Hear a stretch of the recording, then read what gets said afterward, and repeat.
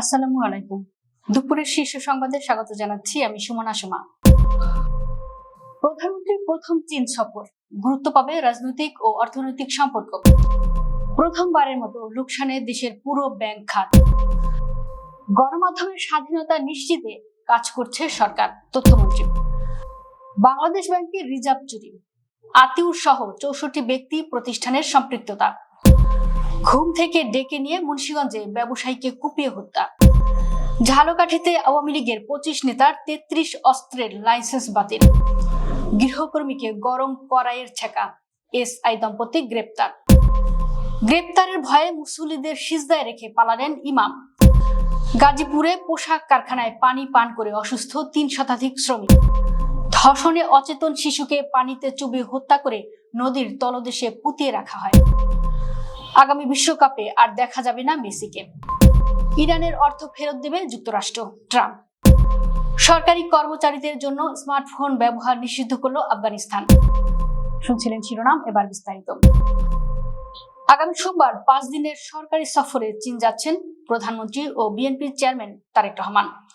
সরকার প্রধান হিসেবে এটি তার প্রথম বেইজিং সফর।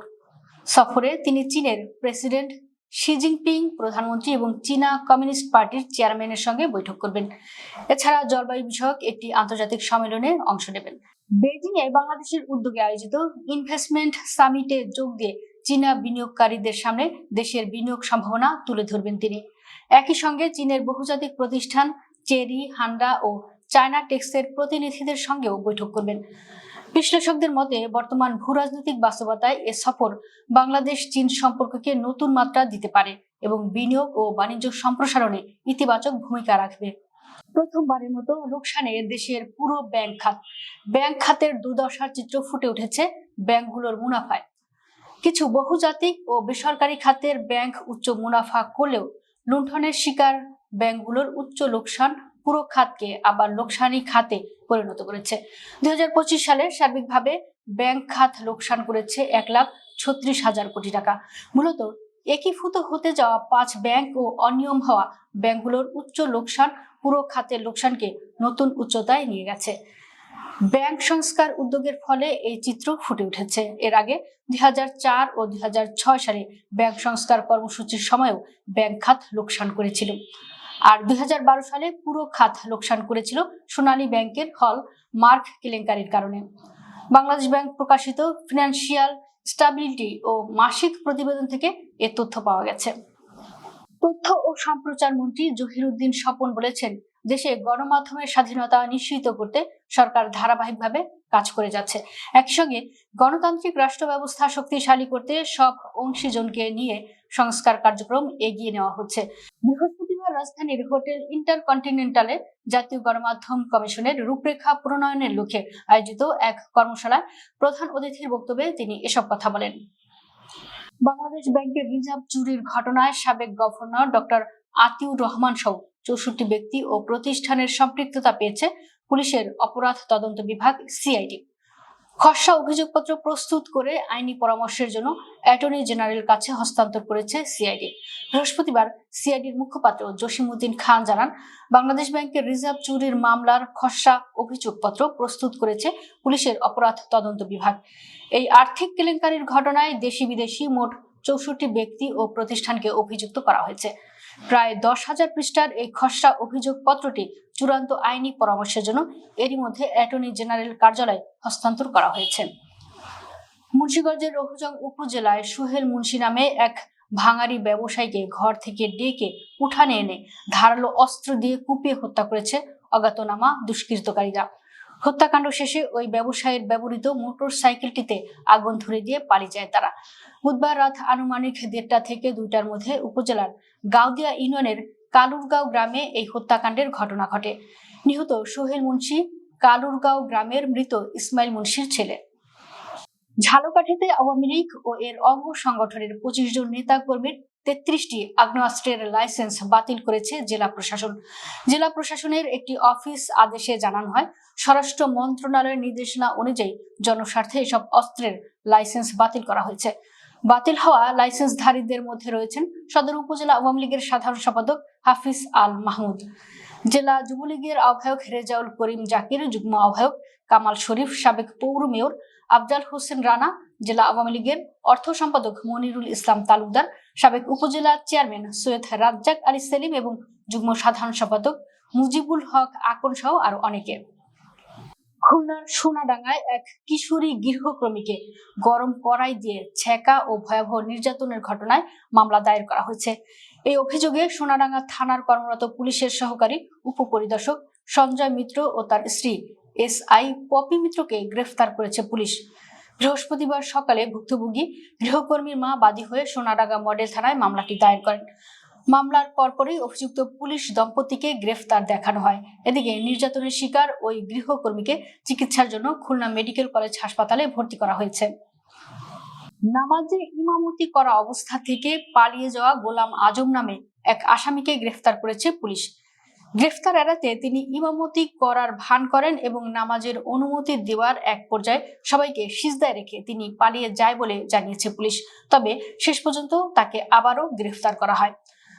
বুধবার সকালে তথ্য প্রযুক্তির সহযোগিতায় অভিযান চালিয়ে তাকে গ্রেফতার করতে সক্ষম হয় পল্টন থানা পুলিশ। পুলিশ সূত্রে জানা যায়, গোলাম আজম দীর্ঘদিন ধরে জনশক্তি রপ্তানি ব্যবসার সঙ্গে জড়িত। তার বিরুদ্ধে আগেও মানব পাচার সংক্রান্ত একাধিক মামলায় অভিযোগ আছে। মামলার অভিযোগ ও সংশ্লিষ্ট বিষয়গুলো তদন্ত করে আইনি ব্যবস্থা নেওয়া হবে। গাজীপুরের কালিয়াকৈরে একটি তৈরি পোশাক কারখানায় পানি পান করে 3 শতাধিক শ্রমিক অসুস্থ হয়ে পড়েছেন। তাদের উদ্ধার করে উপজেলা স্বাস্থ্য কমপ্লেক্স সহ বিভিন্ন প্রাইভেট হাসপাতালে নেওয়া হয়েছে। বৃহস্পতিবার সকাল 10টায় জেলার কালিয়াকৈর উপজেলাধীন চন্দ্রা এলাকায় অবস্থিত ড্রেসম্যান গার্মেন্টস লিমিটেড কারখানায় এ ঘটনা ঘটে। হাসপাতালে অবস্থানরত শ্রমিকরা জানান, বৃহস্পতিবার সকালে কারখানায় প্রবেশ করে শ্রমিকরা। কাজ শুরুর কিছুক্ষণ পর শ্রমিকরা কারখানার পানি পান করেন। এর কিছুক্ষণ পর কারখানার 4র্থ তলায় কয়েকজন শ্রমিক অসুস্থ হয়ে পড়েন। অনেকেই মাথা ঘুরে পড়ে যাওয়া, বমি সহ নানা রকম অস্বাভাবিকতা দেখা দেয়। ময়মনসিংহের ধোবা উড়ায় 5 বছরের শিশুকে কদম ফুল দেওয়ার কথা বলে ডেকে নিয়ে 4 তরুণ মিলে ধর্ষণের পর অচেতন হয়ে গেলে নদীতে চুবিয়ে হত্যার পর লাশ কাদার মধ্যে পুঁতে রাখে। এই মামলায় মঙ্গলবার 2 জন ও বুধবার 2 জন অভিযুক্ত ধর্ষণ ও হত্যার দায় স্বীকার করে ময়মনসিংহ চিফ জুডিশিয়াল ম্যাজিস্ট্রেট আদালতের জুডিশিয়াল ম্যাজিস্ট্রেট তনয় সাহার আদালতে স্বীকারোক্তিমূলক জবানবন্দি দিয়েছেন। মঙ্গলবার আরিফ মিয়া ও রাকিব মিয়া আদালতে স্বীকারোক্তিমূলক জবানবন্দি দেন। বুধবার বিকেলে মারুফ মিয়া ও মোহাম্মদ সাইম মিয়া স্বীকারোক্তিমূলক জবানবন্দি দেন। ফিফা বিশ্বকাপ 2026-এর প্রথম ম্যাচে হ্যাটট্রিক করে আলোচনার কেন্দ্রে উঠে এসেছেন লিওনেল মেসি।